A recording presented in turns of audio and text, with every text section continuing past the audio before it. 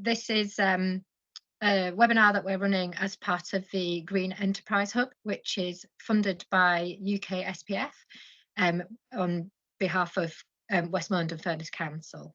So I'll explain a little bit more about the wider hub and the projects that sit behind it. But this webinar is basically around looking at how to redistribute surplus food for businesses.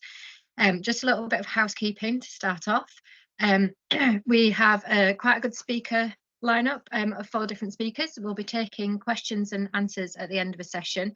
It's quite a small group, so if you just want to put any questions in the chat function, or we'll just throw the floor open and raise hands at the end of the session. So if you could wait until then, that'd be brilliant. The session will be recorded and will be used as part of training aid going forward as well. So it will be used by Cumbria Tourism as part of a training programme that we've got running at the moment, but we will also be using it to sort of spread the idea of surplus food redistribution amongst our membership as well. So if anybody doesn't want to appear on the recording, if you want to turn your cameras off, that's absolutely fine. And the recording will be distributed to everybody after the event as well, and also for people who couldn't attend. And so it's part of a wider training package, which Cumbria Tourism are operating. If you bear with me, I'll just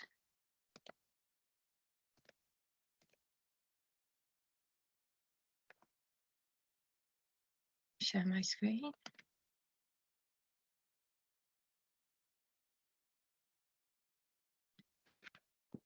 So Cumbria and Tourism are working with the Green Enterprise Hub, which is a UKSPF funded programme in the Westmorland and Furness area. But we're quite keen to promote food waste distribution across Cumbria, not just limited to the Westmorland and Furness area as well. It's been delivered by ourselves, Cumbria Tourism, but by a consortium of businesses who are part of the delivery partnership for the Green Enterprise Hub.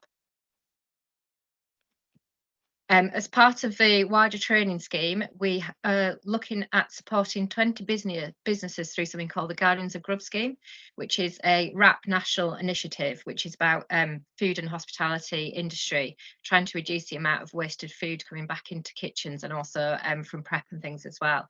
As part of that scheme, Cumbria Tourism are offering some sort of dedicated help and support to get businesses through it. So it involves 4 weeks of monitoring and managing your food waste, but it also involves an online training scheme as well, with 6 different modules of about 15 minutes each. And there's a lot of help and support through those modules, and a lot of help and support through Cumbria Tourism as well, who will help you look at your food waste management schemes and things like that within the kitchen and develop a food waste management plan going forward. So if anybody on this call today would be interested in taking part in that, and you're based in the Westmorland and Furness area, feel free just to get in contact with Cumbria Tourism after the webinar and we can discuss it further as well. So the other elements of the project are about encouraging surplus food redistribution and encouraging environmentally friendly composting. Again, it's all part of the Westmorland and Furness Green Enterprise Hub, and this is just a few of the different businesses who are involved in that. The Enterprise Hub is a concept where there's a lot of subsidised or free support to help businesses meet net zero. And these are all the different organisations involved in providing that support. If you make contact with the hub itself, so again, if you just Google Green Enterprise Hub or Westmorland and Furness Green Enterprise Hub, the hub comes up and you can literally just get in contact with somebody, make a phone call, have an email, and they will just go through the different options that might work for your business. So again, there's a small grant scheme as part of that. So if anybody is interested in looking at how to further decarbonise, it's definitely worth having a look at. So why food waste? Well, food waste has a massive impact in multiple ways in county. 1.1 million tonnes of food is thrown away by the sector, tourism and hospitality, every year, according to WRAP statistics. So that's that's 1 in 6 meals served and 18% of all food purchased, which is wasted. 3/4 of those meals could have been eaten. And they reckon that's an average £10,000 cost per outlet per year, because it's not just the cost of the food going in the bin, it's also the cost of actually cooking that food, the heating, the staff costs, all associated costs with that. And one of the worst things about these figures is that according to figures released by the Office for Health Improvement and Disparities, recently, 1 in 10 people in the Westmorland and Furness area are unable to consistently provide their household with healthy food. But at the same time, a significant amount of food is just going straight into the bin. Food waste as a country is estimated to have the third largest emitter of carbon after the US and China. So it also has a massive impact in terms of its carbon footprint. And if you look at the carbon footprint of Cumbria as a whole, behind transport, food and drink is one of the largest emitters. So the point of this webinar is basically to sort of go through and give people a better idea of what options are out there in terms of redistributing food. A lot of people refer to it as wasted food, food waste, but actually it should probably be more thought about as wasted food, because a lot of the food that we have that does go into the bin is food that could be redistributed and could be eaten.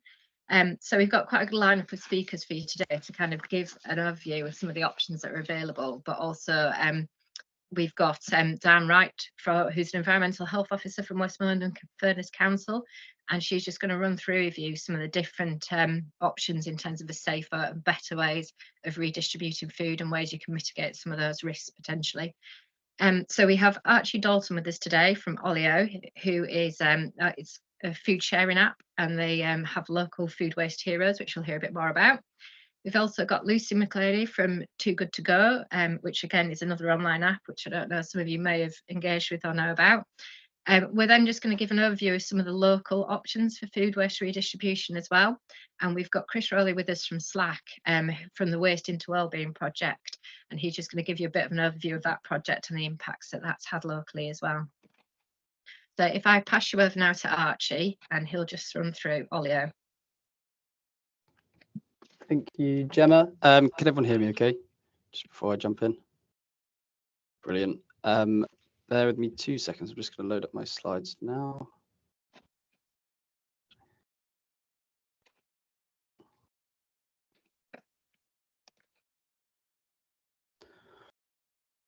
Can everyone see my screen? Is that one coming through? Yep. Yeah. Brilliant. Thank you. Yeah, as Gemma said, my name is Archie. I'm from Olio. Olio, at its simplest form, is a free sharing app. So it allows neighbour-to-neighbour sharing of any item really. So it kind of started with food, but it's now household items. So I'd recommend downloading the app for those of you who haven't already. But you'll see people sharing household items. You'll see people sharing food. You'll see people sharing clothes, kids' toys, and it's basically a way to share more, waste less. What I wanted to chat to you about, and what sort of my primary focus is at Olio, is regarding our Food Waste Hero programme. This is effectively a matching service between businesses who have surplus food and a network of volunteers that we have, and it allows businesses to redistribute surplus food to local communities via our network of volunteers. So a very quick overview of how it works sort of day to day with businesses that we partner with. It's a simple way for businesses to share surplus food. So a business will prepare their surplus food, whatever hasn't been sold that day. The volunteer, a food safety trained volunteer, comes to the business location at the agreed time, and they collect whatever surplus food hasn't been sold whenever the business needs it. The volunteer will then return home, take photos of the food items, upload them onto the Olio app, where the food can then be shared with the Olio community. It is a super simple process, really straightforward, and it's really, really impactful. So it's fair to say, and this might be a bit of an ambitious and bold claim, but we'd like to think we're the largest food sharing network in the UK. So we operate all around the UK and Ireland. We have over 120,000 volunteers registered, carrying out collections from over 7,200 UK locations every week. And we helped businesses save and share 30 million meals last year alone. So it's our reach is far and wide in the UK, and I imagine we have numerous volunteers in Cumbria that we would be able to set up with some of the businesses there. So we often help businesses get as close to as possible, if not zero edible food waste. How we do this, our volunteers can collect all edible food types. So this includes same day use by date items. So say you have something going out, sandwiches that are going to go out of date that day, our volunteer can collect them and redistribute them within the same day. Hot, chilled and frozen food, which means that we can collect sort of prepared meals, anything that's frozen, again, that's coming towards its use by date. And also we can collect loose and raw ingredients. So it really is beneficial for like pubs, hotels, restaurants, where loose ingredients that aren't going to be used that day can be redistributed. Round the clock collections as well. So sort of any time really that suits businesses within reason. Our volunteers are people who have their own lives outside of sort of volunteering for Olio. But we are pretty proud of the fact that we can collect relatively late night collections and early mornings as well. Any waste volume, it can be a handful of items right up to full pallet sizes. There is no limit to what we will collect in terms of sort of the maximum quantity. We just tend to recruit more volunteers if we know that there's going to be a large collection. It's a really simple setup as well. So to get Olio up and running at the business, it's really, really easy. There's minimal integration that's required, and staff have sort of consistently fed back that it's a really easy way to get redistributing food. Impact tracking, which I'll touch on the next slide. We report back on business impacts. That covers the business level, environmental, and also social. And then also on the following slide as well, there is details around our food safety management system. So onto the impact reports. So we feed these back on a monthly or quarterly basis, depending on how many collections businesses are having per month. And we report back on your environmental, social, and business impact. So the environmental impact, that's the equivalent CO2 emissions that have been avoided, which helps towards any targets that you guys are working towards in terms of reducing CO2. Similarly, we can do the litres of water saved, the equivalent trees planted. The one that is really, really sort of profound at the moment, and one that I think you'll see a lot in the news, is the number of meals shared with families. So as we know, the UK is in the cost of living crisis. It's really, really tough to see a lot of people out there struggling at the moment. But partnering with Olio means that you directly impact those people in a positive way, and we can report back on how many meals have been shared with individual families within, or individual households within the local area. And then we report back on the business impact. So that's the equivalent sort of the kilograms of edible food donated, and then the number of locations as well. And then onto our food safety management system. So we have a pretty robust food safety management system. It's been designed and built with experts in the industry. And yeah, we've safely shared 30 million meals in 2023. And in Olio's 8-year history, we've never had a serious food safety incident, which we are very proud again to say, considering how many meals we've shared. But yeah, we've got all the sort of relevant health and safety authority vetting. So we've got a HACCP. We've got assured advice from a primary authority, that is South Derbyshire County Council. It means that all of our food processes are safe and robust. Volunteer training and support. So all of our volunteers have to go through our online training modules. You can't carry out a collection basically without being vetted. Reporting and traceability. So we report back all user activities. So the beauty of it being in an app is we can see exactly where food ends up, where the food's gone, so we can report back to you. And then also client support. So we have an entire team basically dedicated to supporting businesses, reporting back any food safety incidents, anything that may need to be reported back to the business. But I think it's fair to say, and I've touched on it a bit, the biggest impact remains in the lives that we change. And I think that's where Olio is unique in terms of the ability to impact so many people in such a positive way. And we have a few quotes here. I won't read them all out, but it's just it's a really, really heartwarming thing to see. We often go into our forum and we can see kind of positive comments from people saying that Olio really benefited them in a certain way. And I'll finish the presentation. So I realize I've rushed through that quite quick. Just with a quick quote from our two co-founders, Tessa and Sasha, said that we can no longer afford to puzzle over how to keep global warming within 1.5 degrees and feed a population of 10 billion.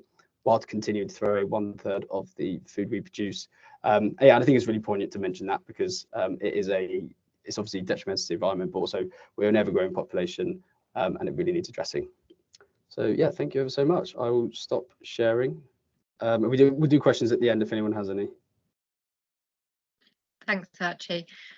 We also have some dedicated links and QR codes for people to sign up if they do want to sign up through any of these apps. So we'll circulate those afterwards, and that just helps us from a point of view of tracking to see who responded off the back of the webinar as well. So if people would use those links, that'd be absolutely brilliant. I think we've got Lucy up next from Too Good To Go. Let's share your slides, Lucy. Yeah, let me just share them. Just load it.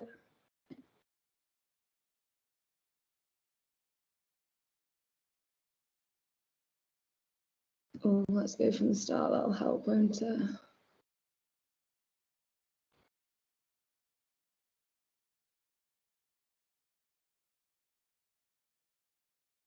Is it loading? Can anyone else see it?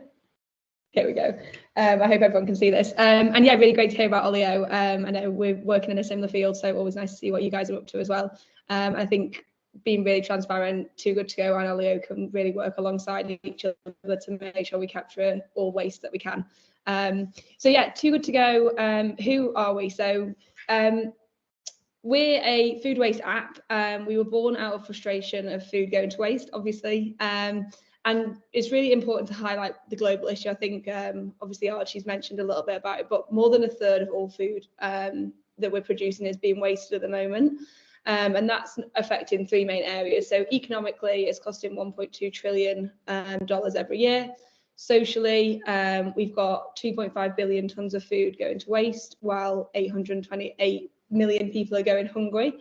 And environmentally, which is initially where Too Good To Go was born out of frustration of. Food waste is directly responsible now for more than 10% of greenhouse gas emissions. So we're on a mission to try and improve that and make it a little bit better. And we want to work with people to be able to achieve that goal. Let's see. So we are the world's largest business to consumer marketplace for surplus food. So in the UK and Ireland, we've saved over 31 million meals. We work in 17 countries. We've got about 14 million users.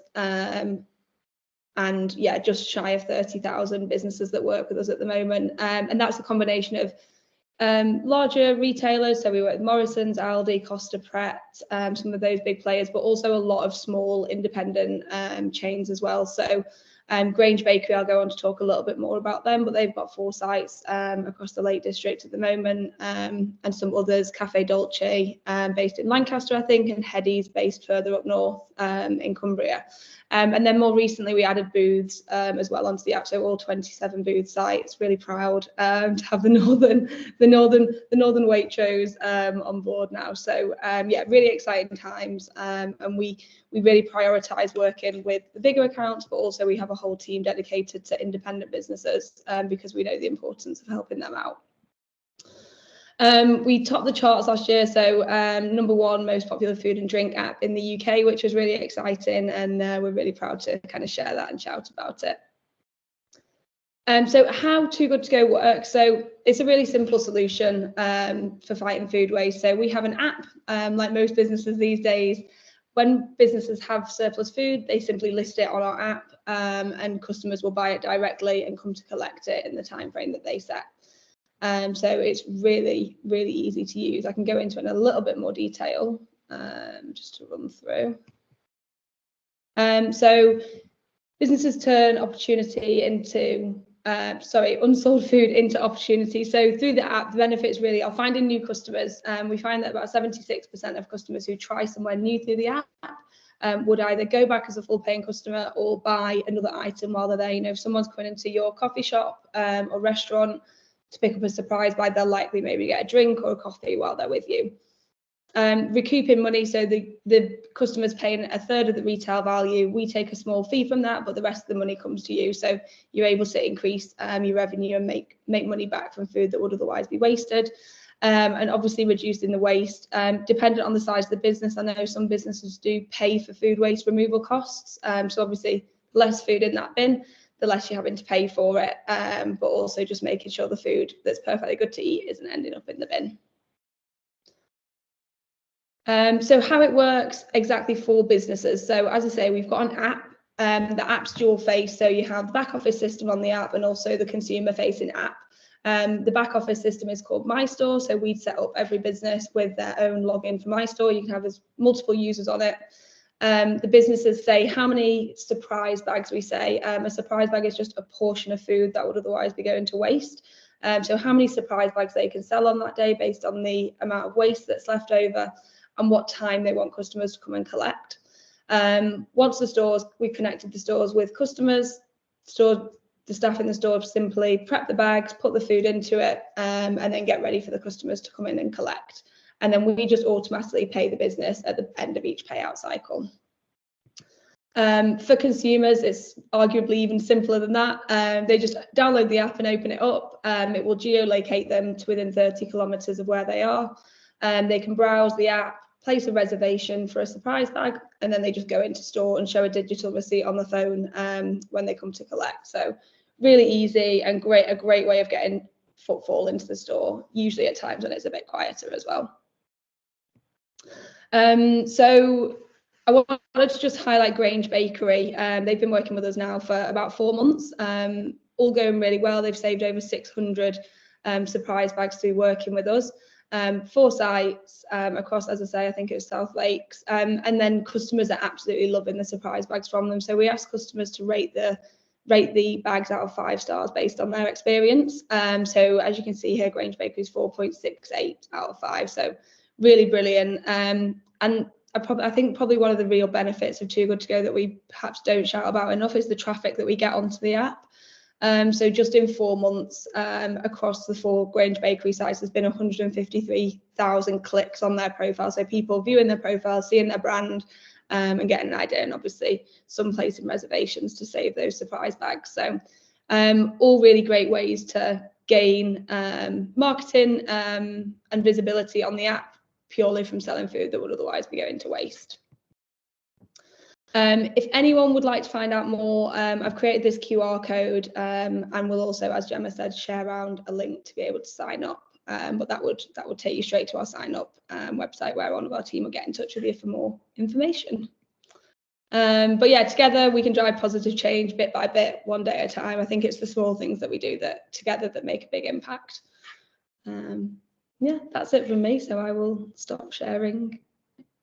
Thanks, Lucy. So we do have some fantastic national apps that people can get involved in, but we also have some pretty good quality local projects happening on the ground as well. So if you bear with me, I'll just share a few with you.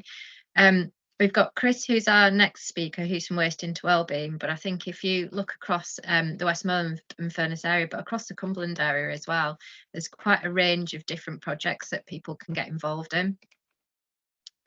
And a lot of those, we've got an awful lot of food banks and things like that, but we also have an awful lot of systems which are more about just the wider audience.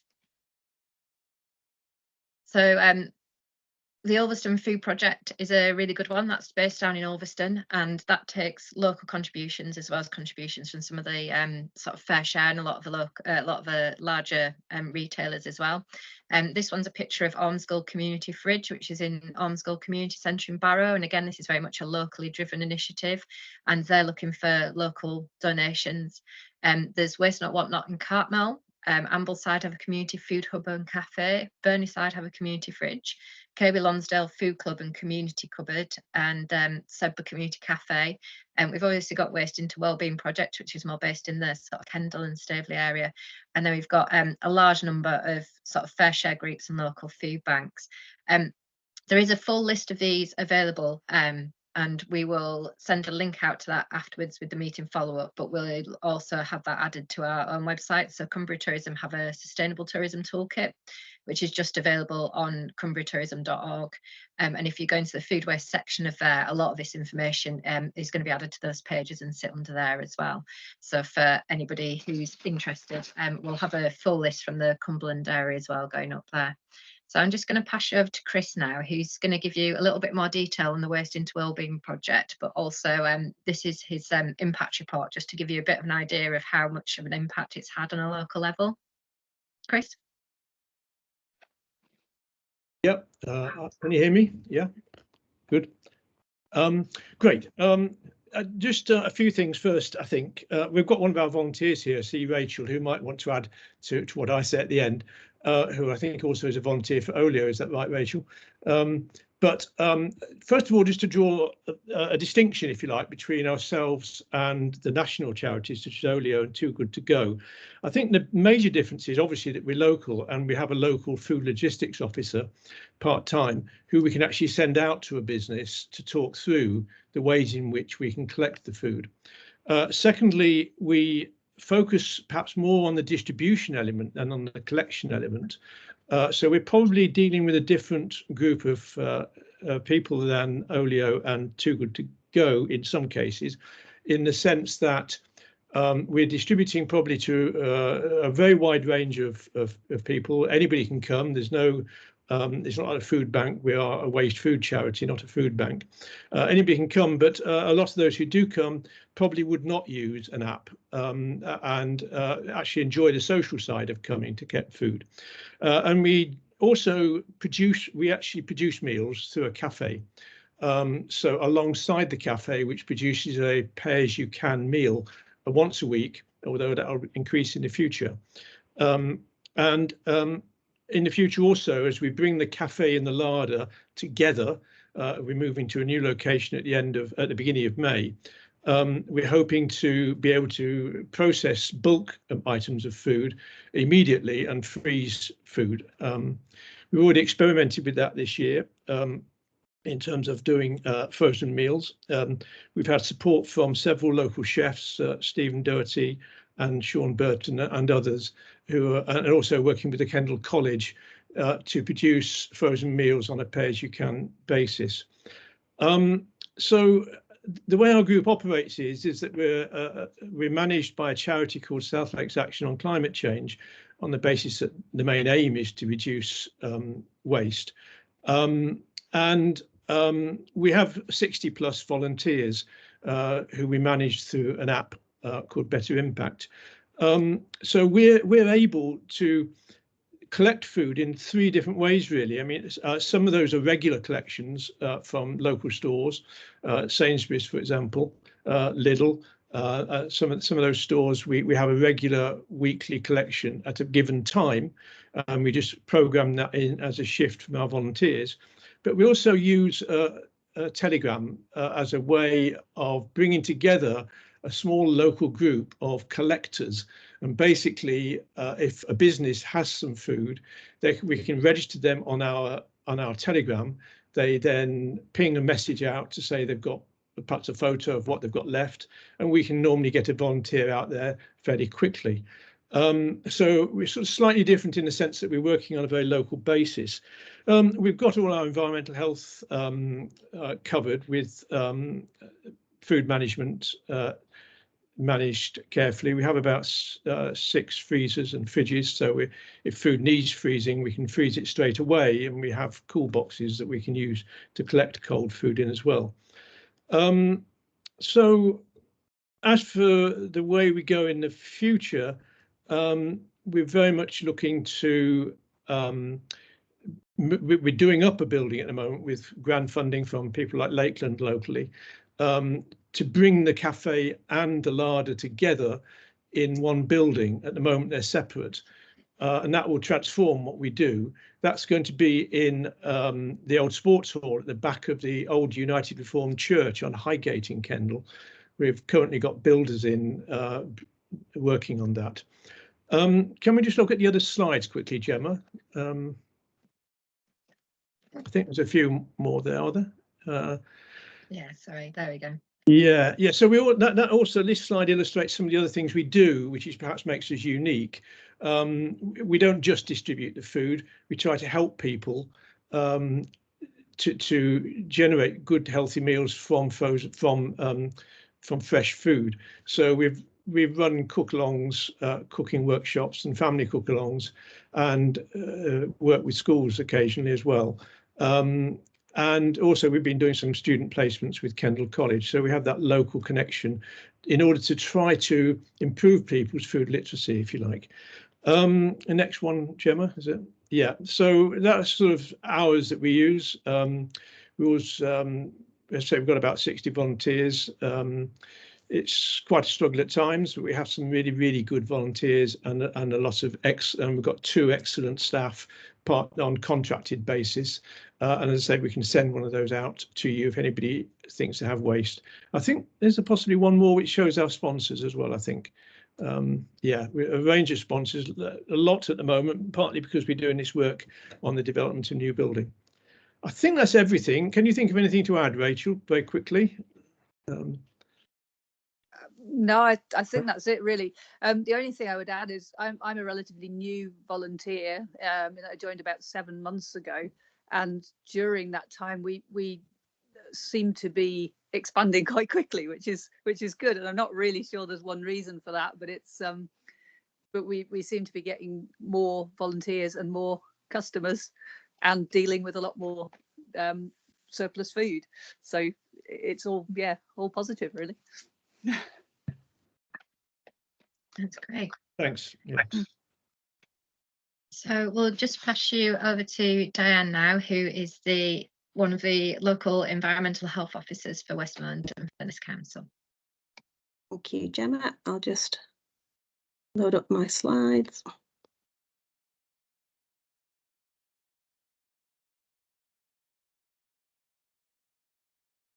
Okay, is that looking? Oh, go back. Go back one.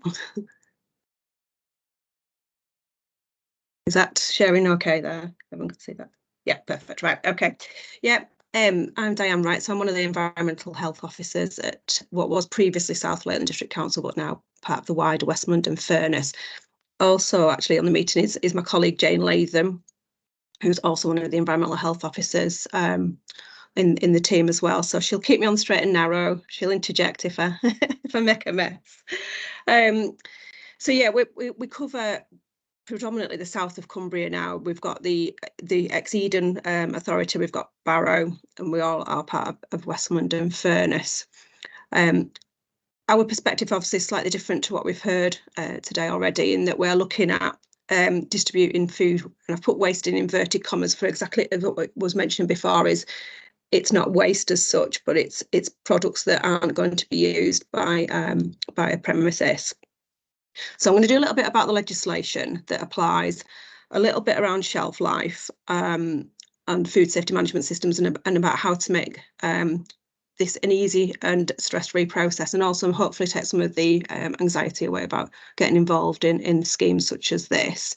And then I'll finish with some contact details, where obviously if you've got any queries, you can get in touch with the team right across Westmorland and Furness. So we'll kick off. So legislation, I've put a couple of regulations there. So 178/2004 is that food should not be placed on the market if it's unsafe. So that's if it's unsafe, injurious to health, or it's unfit for human consumption. And that doesn't differentiate whether the food is given away for free or if it's a product that's purchased. It applies to all foods that are prepared for people. And then regulation 2073 is around the microbiological criteria for food, and that it should not contain microorganisms, their toxins or metabolites in quantities that pose an unacceptable risk to human health. So we'll get the we'll get the doom and gloom out of the way first, and that's my most exciting picture that I've got at the bottom there.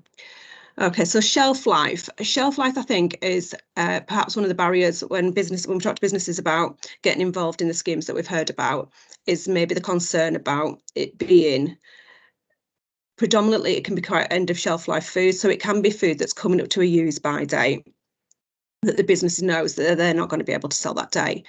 So I think hopefully listening to the speakers previously, that has allayed some of those fears around. They have their management system in place as well to deal with the food in a safe manner.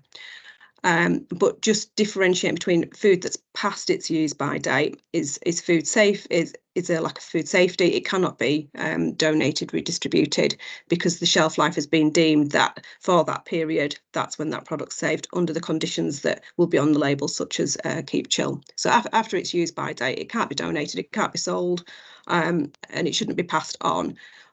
The day of use by, absolutely fine if it's going to be used on that day. The only exception to that would be, as I think was mentioned previously, if it's been frozen down prior to that. And what we would say is making sure that that's clearly labelled, that it's been frozen down prior to that use by date, or reprocessed or made into another dish, but being clear that you can show and demonstrate that that was done prior to the expiry of that use by date. Best before is a food quality, no problem with redistributing, but using your senses. So looking for signs of mould, is the product rancid before you're passing that on? So that's more about a sensory assessment. But if bread's stale, for example, you wouldn't pass that on, but not that there would be a food safety risk to food that's beyond that best before date. The sniff test, technical term. So obviously, as I've just said, the foods with the best before date, use your senses and look, feel it. But the use by date, you can't use the sniff test. It's not appropriate method because you can't smell the bacterial load in those products. Food safety management systems came in 2006. So most businesses are aware of this now about having appropriate records and systems in place. And that applies right through all levels of the food chain. So that's to prevent, reduce, eliminate the hazards. As that diagram shows, it can come, the food can be donated at various stages of that process down to that food donation, excuse me, distribution centre at the bottom.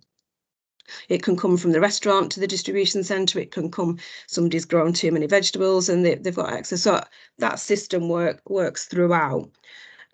Everybody in that system should have their own method of keeping food safe and have their food safety management system, with the exception of the consumer. So the consumer, by law, doesn't need to have, obviously, a food safety management system as such, but there is an obligation that once that food has been collected from a donation centre or a volunteer, that they do adhere to any instructions about their storage or preparation that has been given.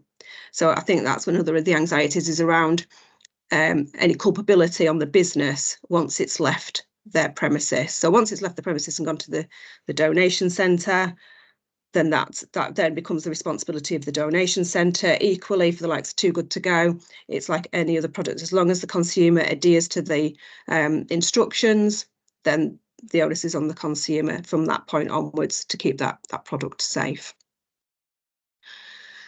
So donating safely, simply with pre-packed food, so things like a packet of bacon, the instructions will be on there from the manufacturer about adequate storage. If it's something you've prepared, so if it's something like a batch of lasagna and you're not going to sell them all, some pies, or even something that you've gone through the freezer, you've done a stock check and you've thought, we trialled a particular curry, it didn't sell well, we've got a number of those in the freezer, we don't want to put it back on the menu. There might be items that then would be good to then donate on or to use as Too Good To Go. So what we'd say is, say on it what it is, what the meal is, allergens, full ingredients list, so that the person at the end person of the chain knows what's in that product. Handling instructions, so anything around how it needs to be handled, how it needs to be cooked, how it needs to be served on that labelling, and also anything about keeping it under chill, keep it frozen, cook from frozen. So just making that clear to the consumer and not in shorthand technical instructions, so that anybody could pick that up and know what to do with it. Again, we'd ask for visual checks so that the packaging's intact, there's no damage there that could cause access to any physical contamination. And also add it to your food safety management system, your HACCP, that what foods as a business are you happy to donate on and which foods you aren't and you don't think are appropriate. And just so that your whole HACCP system covers that as well. And then the final slide is contact details. So that is the 3 legacy authorities there. We have slightly different email addresses, and that is because we don't have a shared IT server. So if you use the email address for where your business is based, it will come through to the right team. If it happens to go to one of the others, they will pass that information on. But at the moment, that is the way, that was probably the simplest way to contact a member of the team in the respective areas that were those legacy authorities. And that's it. Thanks, Diane. And again, we'll put those links and things on our website so people can access the different places to go to as well. So that's everything from our speakers. I don't know if we've got any questions. I'm just going to throw it open. I don't think there's any in the chat currently. I don't know if anybody would just like to put a hand up and ask a question.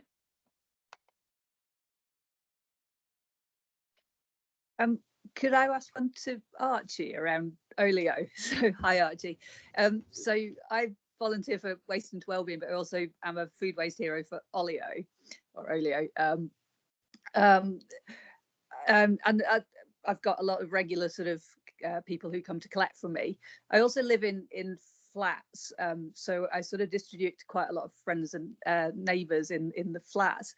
Some of those don't have internet access, smartphones, so they really just don't have the Olio app. So obviously they don't see the stuff sort of listed, and they can't sort of request it through there. But then the food that they take obviously isn't then registered anywhere in the system. So I don't know, it's probably not really a question because I don't think there is an answer to it, but it's, yeah, is there any way of sort of helping to reach those people? Yeah, it's what they take. It's quite a tricky one, I guess. It is a tricky one, and we kind of always say, like, volunteers, if you can't, I'm sure you've had the messaging before, but if you can't redistribute it through the app, then absolutely give it to friends, family. And we kind of account for that in the calculations that we do, so we can see when it's been shared, and then we can kind of see, right, how much has been collected. Where do you collect from? Is it a Tesco and Iceland Food Warehouse, and okay, cool. Occasionally Holland and Barrett. Yeah. Okay, so yeah, quite a few. But yeah, so we can basically see how much is roughly being collected, and then that kind of 10% discrepancy that we say normally should cover for what you're sort of giving away. But yeah, it's a tricky one. I mean, as long as the food's being shared, that's ultimately the aim. Yeah, and sometimes I get and I've got a sort of few regulars who know friends and neighbours who don't have access, and they bring them along with them to come and get stuff. But again, that doesn't register either. But as long as the food's not getting wasted, I'm quite happy. Yeah, no, exactly. That's kind of the main goal. I think from a business level, like Tesco's, for example, they know exactly what they're throwing out, so they have their own way of recording it. But yeah, we're trying to get as hot as we can on the data side of stuff. Yeah, where possible. Okay, and what I sort of do think is quite nice is sort of volunteering for the two. There's quite a lot of crossover as well. So a lot of people that come on Olio then get to know about waste into wellbeing from me sort of telling them about that, and vice versa. Yeah. And some of our volunteers, for each of them, have come from sort of having conversations. So it's sort of quite nice, really. Nice little sort of community. Work sort of they work sort of hand in hand. Yeah, exactly. Collaboration's key. Yeah. Any other questions?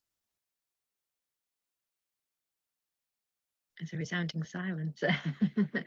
I think one thing I'd just like to say from a tourism and hospitality perspective as well is one of the things that businesses do look at and can help to reduce food waste is giving doggy bags out to people. And I know that within the industry, there's sometimes a little bit of reluctance to do that for similar concerns in terms of, whose responsibility is it if it's not reheated correctly and things like this. I do think some of that guidance you gave, Diane, was really useful from that perspective as well, in terms of just making sure it's correctly labelled and reheating guidelines and things, and that does massively reduce those risks around that as well. So no. Well, thank you very much to all of our speakers for today. I think that was really interesting, actually. It's very interesting to hear about and think about the ways that all the different apps and on the ground and, much more sort of social give back schemes as well can actually work together and work and actually help each other and generally raise awareness, which is really positive.